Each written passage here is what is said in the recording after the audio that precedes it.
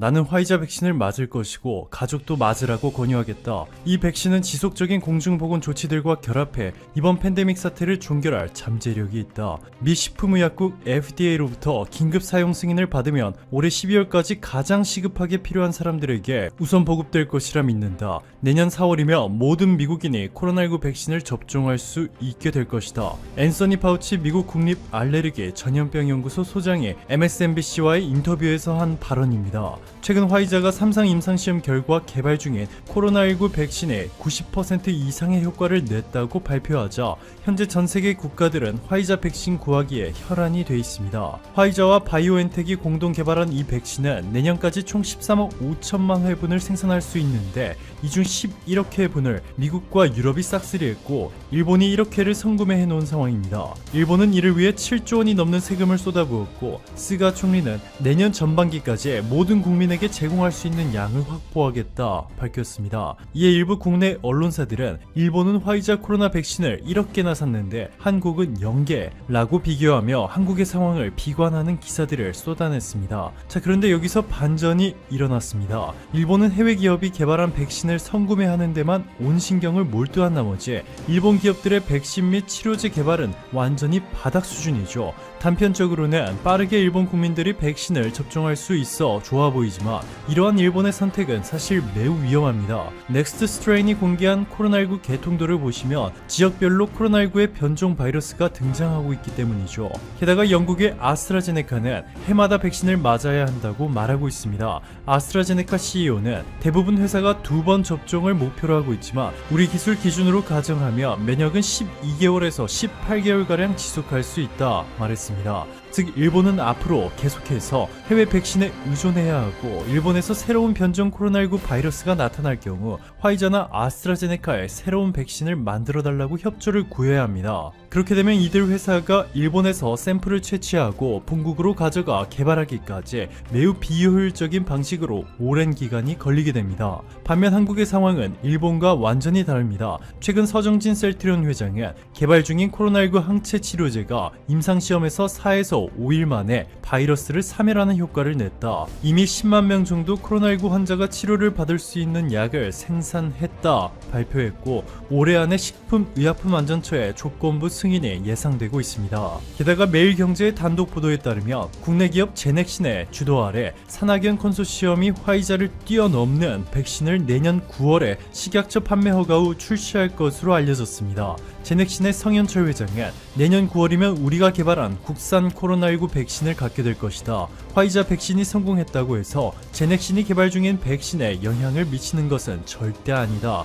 이들보다 개선된 백신 제품을 만들며 사용할 곳은 얼마든지 널려 있다. 백신 개발을 늦게 시작한 만큼 속도면에서 그들을 따라잡을 수는 없다. 속도면에서 뒤처진 점을 보완하기 위해 수개월 전부터 더 베스트 백신 전략을 세워 추진하고 있다 자신했습니다. 속도는 늦어도 품질이 훨씬 더 뛰어난 백신을 만들 수 있다고 장담하고 있는 것이죠. 이러한 정보를 이용해서 누구나 쉽게 돈을 벌 수 있습니다.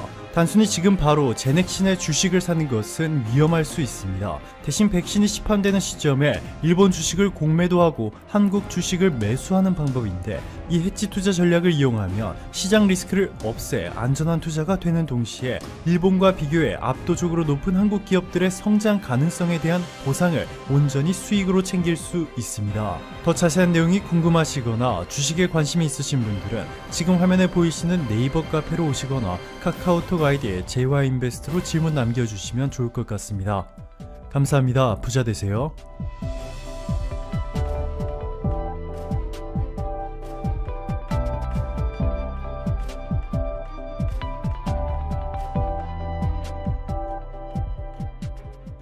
이보다 더 치열했던 적은 없었습니다.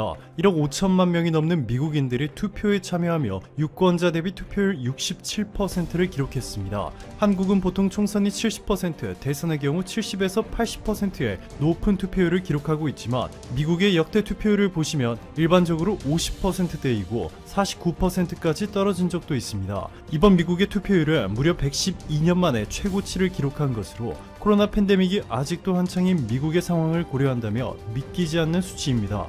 투표율이 역대급이었던 만큼 결과도 초박빙이었습니다. 조 바이든 후보의 압도적인 승리를 예상했던 미국 언론들의 여론조사 결과는 완전히 빗나갔죠. 개표 초반에는 바이든이 앞서는 듯 보였지만 경합주인 펜실베니아와 노스캐롤라이나, 조지아, 네바다 등에서 트럼프가 바이든을 큰 표 차이로 앞질렀습니다. 이에 트럼프는 자신의 트위터 계정을 통해 우리는 크게 이겼다. 그러나 그들이 선거를 훔치려 하고 있다. 우리는 그들이 그렇게 하도록 내버려 두지 않을 것이다. 라는 트윗을 올렸고 트위터 측에 곧바로 경고 딱지를 붙였습니다. 이후 트럼프와 바이든은 서로 자신이 승리했다고 선언하는데 늦게 도착한 수백만 장의 우편 투표 때문에 그야말로 아수라장이 펼쳐졌습니다. 영국 배트페어를 통해 바이든이 당선되면 돈을 벌게 되는 상품에 14억 6,500만 원을 베팅한 도박사의 돈이 날아가기 일보 직전의 상황이었죠. 자, 그런데 선거 막판에 이변이 일어났습니다. 경합주에서 압도적인 승리를 거두고 있던 트럼프였지만 미시건과 네바다 그리고 위스콘신에서 바이든이 기적 같은 역전을 성공시키면서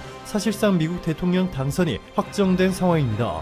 이에 트럼프 캠프의 빌 스테피언 선거대책본부장은 수많은 개표소에서 진행되는 투표 용지의 개봉 및 개표 과정을 참관하는 데 있어 미시간주 주법이 보장한 의미 있는 접근권을 보장받지 못했다. 개표를 중단하라 라며 소송을 제기했고 트럼프는 분명 지난밤에 내가 민주당이 운영하고 통제하는 거의 모든 주요 주에서 확고히 이기고 있었다. 그러나 하나 둘 투표함이 개봉됨에 따라 마술처럼 우세했던 결과가 사라졌다. 몹시 이상하다. 뭔가 잘못됐다. 외쳤습니다. 상대적으로 북한과의 협상 의지가 약한 바이든이 당선되면서 종전선언에 대한 희망이 사라져버린 것은 매우 안타까운 일이지만 바이든이 당선되면서 전 세계적으로 주목받고 있는 한국 기업이 있습니다. 바이든은 글로벌 그린 뉴딜 트렌드에 맞춰 태양광을 포함한 친환경 인프라 투자에 2,300조 원이 넘는 금액을 쏟아부을 계획인데요. 바로 한국의 하나큐셀이 태양광 산업에서 압도적인 세계 1위입니다. 하나큐셀은 500만 명 이상의 사람들이 사용할 수 있는 규모의 한국셀 생산 공장을 비롯해서 말레이시아와 중국에도 대규모 생산 공장을 갖추고 있습니다.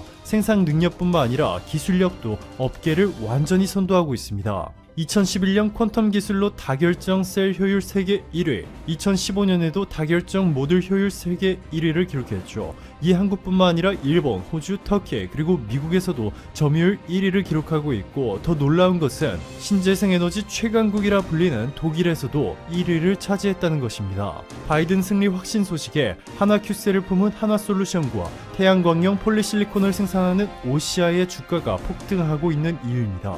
바이든이 2,300조 원을 들여 태양광 및 친환경 인프라를 설치하는 과정에서 한국 제품을 쓸 수밖에 없는 상황입니다. 효율도 떨어지고 가격도 비싼 다른 국가 제품들을 쓰겠다는 괴이한 결정을 내리지 않는다면 말이죠.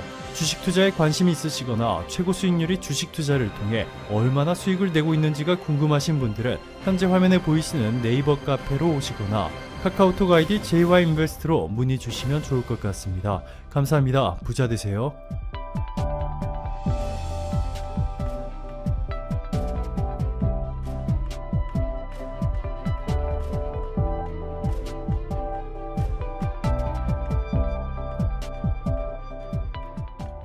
스가 총리 감염 확산 방지 전력 대처 지시 긴급 사태 선포엔 부정적. 신종 코로나 바이러스 감염증 제3차 유행이 본격화한 양상이 나타난 일본에서 18일 신규 확진자가 하루 2,000명을 처음으로 넘어섰다. NHK 집계에 따르면 이날 전국 도도부 현과 공항 검역소에서 새롭게 발표된 확진자 수는 도쿄도 493명, 오사카부 273명, 홋카이도 233명, 가나가와현 226명을 포함해 총 2,201명이다. 일본의 하루 확진자가 2,000명대로 올라선 것은 올 1월 16일 첫 감염자가 발표된 이후 처음이다. 이로써 누적 확진자 수는 올 2월 요코하마항 정박 중 집단 감염 사태가 발생했던 크루즈 유람선 승선자를 포함해 12만 4,256명으로 늘었다. 전체 사망자는 이날 13명 증가해 1,946명이 됐다. 일본은 올 3에서 5월에 1차 유행기를 거친 뒤 8월을 전후해 2차 유행기를 맞았다. 2차 유행이 절정이던 8월에는 하루 평균 약 1,000명의 확진자가 쏟아지다가 9월 이후로 신규 감염자 증가세가 주춤해져 300에서 800명 선을 유지했다. 그러나 11월 들어 일간 확진자가 다시 1,000명대로 급증하면서 3차 유행기로 접어들었다. 지난 12일부터는 신규 확진자가 사흘 연속으로 최다치를 경신해 14일 1,707명을 기록한 뒤 다시 나흘 만인 이날 처음으로 2,000명 선을 넘어섰다. 일본의 코로나19 대응 부처인 후생노동성은 지난 16일까지 전국에서 음식점과 기업, 복지시설 등을 중심으로 총 2,147건의 클러스터가 확인됐다고 밝혔다. 이 가운데 85건은 지난 12일부터 4일간 집중적으로 발생했다. 일본의 확진자 증가세는 앞으로도 계속될 것으로 보인다. 인공지능을 활용해 코로나19 감염 상황을 전망하는 구글의 예측 사이트는 지난 15일부터 내달 12일까지 28일 동안 일본의 일평균 신규 확진자 수가 1,900명을 넘을 것으로 내다봤다. 일본 정부는 코로나19 감염이 급격히 퍼지고 있지만 경제에 미치는 악영향을 우려해 1차 유행 때처럼 긴급사태로 대응하는 것에 부정적인 입장을 보이고 있다. 감염 확산 방지와 사회경제 활동의 양립을 강조하는 스가 요시히데 총리는 이날 신규 확진자가 2,000명을 넘은 것으로 알려진 뒤 코로나19 대응 업무를 관장하는 니시무라 야스토시 경제재생 담당상과 다무라 노리히사 후생노동상에게 감염 확산을 막을 수 있도록 전력을 다해 대처하라고만 지시했다. 일본 정부는 아베 신조 전 총리 집권 때인 지난 4월 7일 도쿄와 오사카 등 확진자가 많이 나오던 7개 광역지역에서 사회경제 활동을 억제하는 긴급사태를 선포한 뒤 전국으로 이를 확대했다가 5월 25일 모두 해제했다. 긴급사태 영향으로 올해 2분기 일본의 실질 국내 총생산은 전기와 비교해 7.9% 급감했다. 이런 추세가 1년 지속한다고 가정한 연간 환산 경제 성장률은 마이너스 28.1%에 달했다. 이에 충격을 받은 일본 정부는 올 3분기에는 확진자 증가 속에서도 사회경제 활동을 장려하는 정책을 펴 연율 환산으로 21.4%의 경제 성장을 달성했다. 최근 두드러진 확진자 급증 양상은 경제 살리기에 초점을 맞춘 정책과 무관치 않은 것으로 분석되고 있다. 일본 정부 대변인인 가토 가스노부 관방장관은 이날 기자회견에서 코로나19가 확산하고 있지만 광역행정단위인 도도부현을 넘나드는 이동을 자제해달라고 일률적으로 요구할 상황은 아니라는 견해를 거듭 표명했다. 그러나 도쿄도는 19일 전문가 회의를 열어 도내 감염 상황 등급을 4단계 중 가장 높은 수준으로 올리고 음식점 영업시간 단축을 요청하는 등 사실상의 긴급사태에 준해 대응할 방침인 것으로 알려졌다. 일본 정부가 코로나19 재확산을 이유로 내년 초 도쿄올림픽 취소를 공식 발표할 가능성이 있다는 주장이 제기돼 주목된다. 일본 주간 아사히 27일자 최신호에 따르면 논픽션 작가 혼마 류는 국제올림픽위원회가 이미 일본 정부와 대회조직위원회에 올림픽 개최는 더 이상 어렵다는 뜻을 전달했다는 정보를 10월 21일 복수의 관계자로부터 입수했다고 밝혔다. 혼마는 남은 건 일본 측이 이를 받아들일지 여부라며 일본 정부 발표는 내년 1월쯤이 될 것 같다. 선수들의 입장을 고려할 때 그 즈음이 데드라인이라고 말했다. 도쿄올림픽은 당초 올 7에서 8월 개최될 예정이었다. 그러나 IOC는 코로나19 유행을 이유로 지난 3월 일본 측과의 협의를 거쳐 대회 일정을 내년으로 1년 연기했다. 아사히 신문사 기자 출신의 언론인인 호시 히로시도 조직위 및 외무성 관계자들이 개최에 소극적인 발언을 쏟아내고 있다며 같은 주장을 폈다. 그는 유럽에서 코로나19가 재확산된 여파로 10월 말부터 올림픽 개최와 관련된 실무회의가 중단된 것 같다고 언급했다. 또 IOC와 일본 측뿐만 아니라 영국, 프랑스, 독일 등 주요국 관계자들과도 논의가 이루어지지 않고 있다고 들었다며 현재 유럽에서는 올림픽 개최를 위한 예선 경기 및 이를 위한 연습도 전망이 서지 않는다고 설명했다. 아사히 신문 계열 주간지인 아에라는 도쿄올림픽 개최 성사를 위해 미국으로부터 도움도 받을 수 없는 상황이라고 했다. 도쿄올림픽 연기는 지난해 3월 도널드 트럼프 미국 대통령이 연기를 언급한 이후 결정된 바 있다.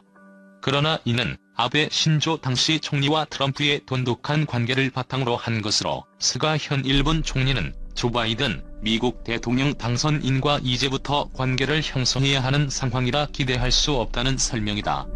또 현재 미국도 자국의 코로나19 대책 마련에 벅찬 실정이다. 아에라도 일본 정부가 올림픽 중단 여부를 결정해 내년 1월쯤이나 이르면 오는 12월 초순에 방침을 발표할 것이라고 전망했다. 올림픽 중단 검토 여부와 관련해 일본 도쿄올림픽 조직위원회는 구체적인 답변을 하지 않았다고 아에라는 덧붙였다. 호시는 유럽과 미국은 크리스마스 연휴를 중시하기 때문에 12월 초에는 방침을 정해야 한다는 목소리가 일본 정부 관계자로부터 나오고 있다고 설명했다. 이어 바흐 IOC 회장도 일본의